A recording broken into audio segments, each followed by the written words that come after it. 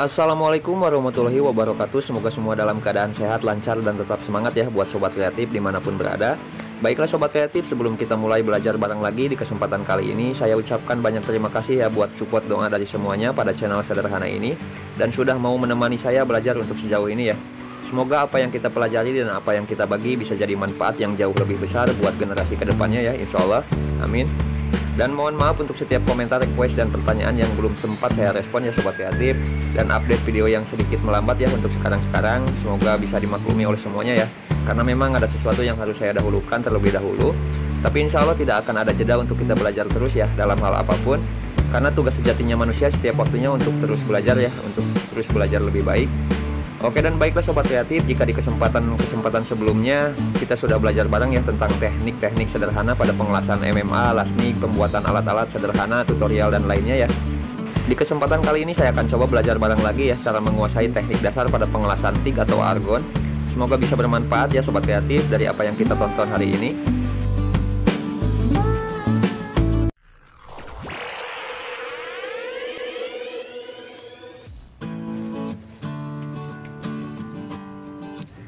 Baiklah Sobat Kreatif, saya akan awali dengan memperkenalkan mesin TIG atau argon yang akan saya pakai di praktek kali ini ya. Agar Sobat Kreatif tidak penasaran dan paham dengan mode dan fungsi dari mesinnya, di sini saya akan pakai mesin las TIG otomatis ya dari Diden tipe TIG 200 pulse DCA-RC. Karena kebetulan mesinnya masih baru ya Sobat Kreatif dan masih anget-anget di pasaran, jadi kita sambil belajar praktek pengelasan TIG sekalian sambil mengenal fungsi pada fitur Diden atau mesin TIG otomatis terbaru ini ya. Jadi ketika Sobat Kreatif beli sudah paham cara pengoperasiannya dengan benar dan paham pada setiap modenya ya. Seperti yang bisa kita lihat ya Sobat Kreatif, untuk mesin Diden tipe ini bisa pengelasan MMA dan TIG. Tapi pada kesempatan kali ini saya hanya akan membahas seputar mode TIG-nya saja ya untuk mempersingkat waktu. Oke Sobat Kreatif, langsung saja ya. Sekarang kita lihat panel bagian depan mesinnya. Pada bagian tengah di sini terdapat satu buah konektor pengatur ampere ya. Terus sisi sebelah kiri terdapat beberapa lampu LED indikator yang khusus mode MMA. Yang paling bawah ya Sobat Kreatif ada tulisannya di situ ya. Terdapat dua buah lampu penanda MMA VRD off dan MMA VRD on ya. Dan pada bagian atasnya indikator lampu khusus untuk mode TIG ya. Ada 3 buah yang bertanda mode, yang paling atas HF TIG, untuk tengahnya pulse, dan bawahnya mode TIG live ya. Dan pada bagian paling bawah terdapat 3 buah incing Sobat Kreatif, bisa kelihatan ya. Yang warna putih itu yang berlogokan jari untuk mengatur setiap modenya. Yang paling kiri incing untuk memindahkan setiap mode dari MMA ke TIG atau dari mode pulse ke HF ya. Dan incing bagian tengah untuk pengaturan mode 4T otomatis atau manual ya Sobat Kreatif. Selanjutnya pada bagian kanan ini incing pengatur kecepatan pengelasan pada mode pulse atau kecepatan kedipnya ya. Pada bagian bawah dari panel depannya seperti umumnya ya Sobat Kreatif, seperti yang bisa Sobat Kreatif lihat. Seperti umumnya pada mesin las TIG otomatis ya. Yang tertutup ini adalah air connector atau untuk keluarnya gas yang dialirkan dari tabung ya Sobat Kreatif. Terus ada lubang songket negatif dan positif untuk kabel polaritas. Dan yang terakhir yang paling tengah adalah songket aviation plug ya. Oke Sobat Kreatif, kita lanjutkan kembali. Pada panel bagian belakang mesin terdapat switch on off ya untuk menyalakan dan menghidupkan mesinnya. Di sebelah kanannya level lubang gas in atau untuk masuknya gas ya. Oke Sobat Kreatif, insya Allah sudah jelas ya setiap keseluruhan yang terdapat pada panel depan belakang mesinnya. Nanti kita coba satu persatu ya setiap fungsinya pada pengelasan yang saya sebutkan barusan ya. Sekarang saya akan coba cek dan pasangkan TIG torch dan cara pasang nozzle-nya dan jarum tungstennya ya. Mungkin ini tidak terlalu penting ya Sobat Kreatif buat yang sudah terbiasa ya, tapi akan sangat penting untuk yang baru terlibat dengan mesin las TIG seperti ini. Oke, di sini torch yang dipakai dan mungkin yang sudah sesuai dengan kapasitas mesinnya memakai TIG torch 10A atau 200 ampere ya, atau 18 volt. Oke, sekarang kita coba pasang satu persatu ya Sobat Kreatif setiap bagiannya. Baiklah, dan di sini dari bawaan mesinnya juga sudah terdapat 2 buah jarum tungsten ya berukuran 1,6 dan 2,4. Nozzle keramiknya nomor 5 dan nomor 6 ya, 2 buah juga. Terus kolek body juga 2 buah. Juga ya sama disesuaikan dengan jarum tungstennya. Dan juga koletnya juga sama sudah disesuaikan ya seperti ini. Baiklah Sobat Kreatif, terus di sini juga sudah terdapat longket, ada 2 pilihan, yang panjang 1 dan yang pendek 1 ya untuk menyesuaikan ruang pengelasannya. Oke, kita langsung mulai saja ya Sobat Kreatif. Yang pertama saya akan pasang terlebih dahulu kolet bodinya terlebih dahulu seperti ini ya. Di sini saya coba pasang yang ukuran 1,6 Untuk sobat kreatif, jika untuk pengelasan yang punya ruang luas bisa memakai longket yang panjang ya. Tapi kalau jarum tungstennya sudah pendek atau jarak pengelasannya sempit bisa pakai yang pendek. Untuk contoh di sini saya akan pasangkan yang panjang ya. Baiklah, untuk selanjutnya saya akan pasang keramiknya yang ukuran 5. Setelah itu jangan lupa ya sobat kreatif, masukkan koletnya dan susul dengan pemasangan longketnya ya seperti ini. Pada bagian terakhir kita bisa pasang jarum tungstennya yang kita sesuaikan dengan kolet yang dipakai ya. Jika kolet yang dipakai ukuran 1,6 berarti jarum tungstennya yang dipakai juga harus sama ya sobat kreatif seperti ini. Setelah itu kita tinggal atur saja ya sobat kreatif jarak keluar jarum tungstennya, biasanya sekitar 1 cm ya sobat kreatif atau kurang dari keramiknya. Insya Allah sudah bisa dipahami juga ya sobat kreatif cara pasang setiap bagian torchnya. Sekarang kita coba pasang pada mesin lasnya ya. Yang pertama kita bisa pasang dulu ya songket konektor gasnya, jangan terlalu kencang ya sobat kreatif, sedang aja. Terus kita pasang juga songket plugnya, lalu kita pasang polaritas torchnya di bagian lubang songket yang negatif ya sobat kreatif. Dan untuk masa penjepit kita pasang di positif. Jika sudah, kita lanjutkan ya sobat kreatif, kita pasangkan selang gas yang dari regulator argon pada bagian nipple jalur masuk gas yang terdapat pada bagian panel belakang mesinnya ya. Usahakan serapat mungkin ya sobat kreatif, jangan sampai gas bocor. Setelah itu kita bisa pasangkan regulator argonnya serapat mungkin juga ya, dan usahakan jangan bocor juga ya sobat kreatif. Kalau masih ada kebocoran, sobat kreatif bisa akali dengan memakai seal tip untuk penahannya. Bisa dipahami ya sobat kreatif. Jika sudah, sekarang kita atur dan sesuaikan dengan kebutuhan pengelasnya ya. Di sini saya akan coba dengan memakai 1 strip saja untuk keluar atau tekanan gasnya ya sobat kreatif. Baiklah sobat kreatif, kita lanjutkan kembali ya. Hal yang paling dasar yang sedikit yang saya tahu ya untuk belajar las argon adalah dari cara mencari api atau cara menyalakan busurnya ya sobat kreatif. Saya akan coba mulai dari situ terlebih dahulu ya. Sekarang kita coba atur terlebih dahulu ampere dan mode pengelasan yang akan dipakainya. Sekalian untuk mengetahui setiap mode dan fungsinya ya pada pengelasan hasilnya seperti apa ya sobat kreatif. Dari setiap mode yang saya sudah sebutkan di awal. Di sini saya akan coba atur ampere di ampere 30 dan mode kita atur ke TIG ya di bagian LED paling bawah atau mode TIG live. Oke sobat kreatif, untuk mencari api pertama atau cara menyalakan busur lastik, sobat kreatif hanya perlu menyentuhkan sepersekian detik ujung jarum tungstennya ke media yang dibarengi dengan penekanan gas keluar ya. Jika percikan pertama didapat, segera angkat ujung jarum tungsten kembali dengan kita kasih jarak kurang lebih 1 atau 2 mili ya sobat kreatif. Dan pertahankan jarak ujung jarum dengan medianya untuk mempertahankan apinya juga ya sobat kreatif. Hal ini tidak jauh beda ya dengan cara menyalakan elektroda pada las MMA, karena biasanya kalau terlambat mengangkat jarum akan nempel pada media, kalau di TIG akan membuat jarum tungsten cepat tumpul ya dan kotor. Kalau di MMA biasanya nempel, kalau enggak bolong ya sobat kreatif. Oke, kita coba praktekkan langsung ya. Dalam lastik yang perlu diperhatikan kalau menurut saya ya sebagai pemula adalah kebersihan pada media jarum tungsten yang harus runcing dan tidak penuh terak atau kotor ya sobat kreatif untuk mencari kestabilan dan hasil yang baik pada pengelasannya. Baiklah sobat kreatif, sekarang saya akan coba pertahankan ya mode TIG-nya masih di live, dan kita coba nyalakan mode 4T-nya agar kita tahu fungsinya seperti apa ya dengan 4T dan tanpa 4T pada las argon atau TIG ini. Oke, dan jadi sama halnya ya sobat kreatif dengan pengelasan di MIG untuk fungsi fitur 4T-nya yang juga pernah saya bahas sebelumnya ya di mesin las MIGI 130 dan MIGI 135XL. Pada las argon ini juga sama fungsinya ya. Jadi ketika kita pengelasan jarak panjang bisa kita otomatiskan. Kalau di MIG kan wire-nya yang akan otomatis keluar dengan 1 tekanan pada mode T ya, pada mode 4T-nya. Dan kalau kita tekan lagi wire-nya akan berhenti dengan sendirinya ya. Nah kalau di mesin TIG ini gas akan keluar dengan sendirinya tanpa perlu kita tekan terus menerus ya sobat kreatif, hanya 1 tekanan. Dan kalau kita tekan kembali maka gas akan tertutup dengan sendirinya. Jadi pembedanya hanya gas dan wire saja ya kalau di MIGI 130 dan di TIG 200 ini ya. Oke, baiklah, sekarang saya akan lanjutkan untuk mengetahui mode fitur pulsenya. Jadi kita tekan incing sebelah kiri ya untuk menyalakan LED mode pulsenya. Dan di sini ada 3 LED indikator yang menyala ya sobat kreatif. Untuk yang sebelah kanan LED ukuran kecepatan kedip atau pulsenya ya. Oke, kita coba dulu yang paling atas agar tahu perbandingannya dengan ukuran LED yang paling bawah ya.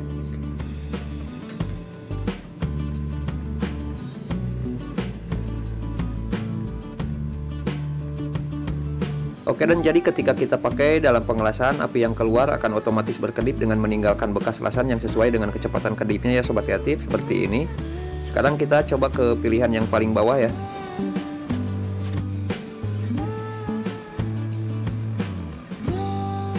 Dan hasilnya kedip atau pulsenya lebih cepat 3 kali lipat ya sobat kreatif dari yang paling atas. Dan seperti yang bisa kita lihat juga ya, bekas hasil lasannya juga lebih rapat dibandingkan yang sebelumnya ya.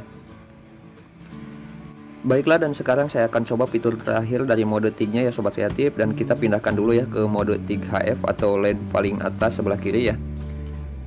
Oke sobat kreatif, untuk pada bagian mode ini tidak jauh beda seperti dalam pengelasan asetilin ya sobat kreatif. Jadi tidak harus kita rapatkan ujung jarum tungstennya untuk mendapatkan api atau menyalakannya ya.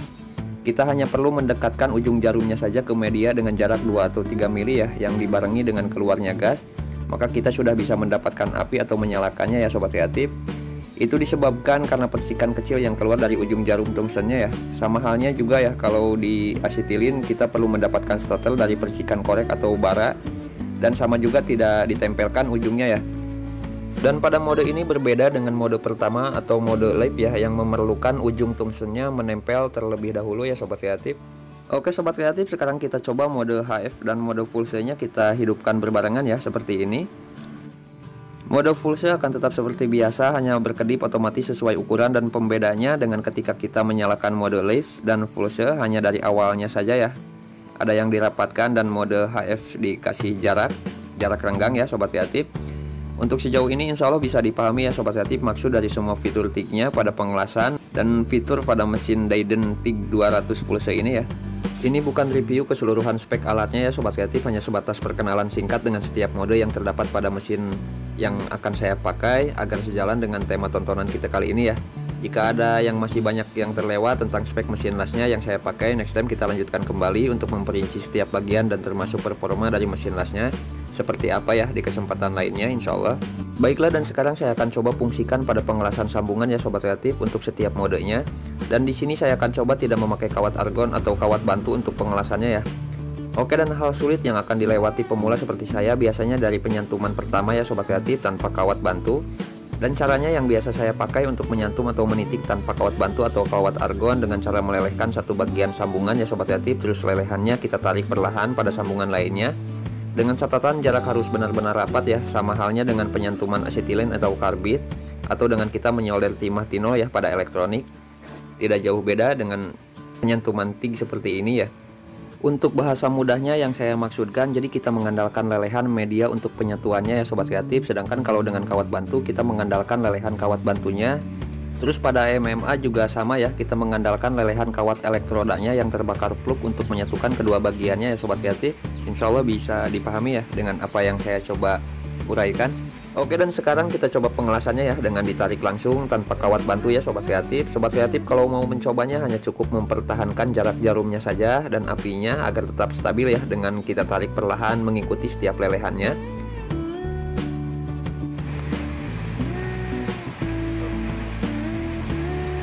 Oke, dan inilah hasilnya, tetap tersambung ya sobat kreatif, hanya tidak rata ya, lebih terlihat cacat atau menurun untuk hasil lasannya.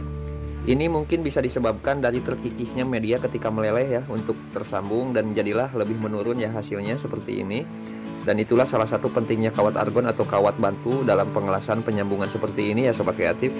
Baiklah sobat kreatif, sekarang saya akan coba kasih gerakan spiral ya pada pengelasannya untuk mengetahui hasilnya kalau tanpa kawat bantu ya seperti apa.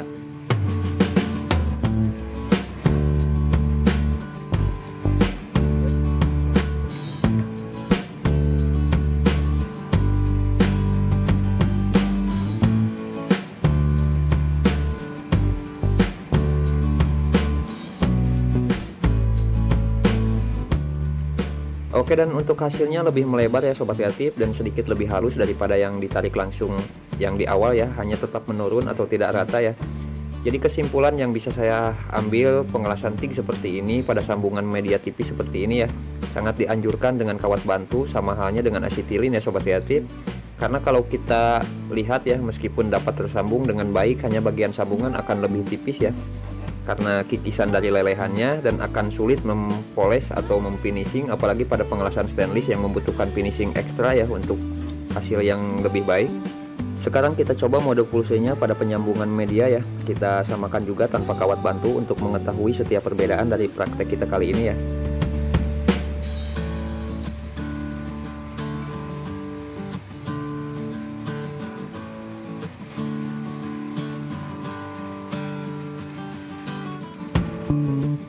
Dan untuk hasilnya cukup jauh lebih baik ya sobat kreatif dari sebelumnya. Alur terjaga lebih kecil, tidak menurun over ya pada hasil lasannya.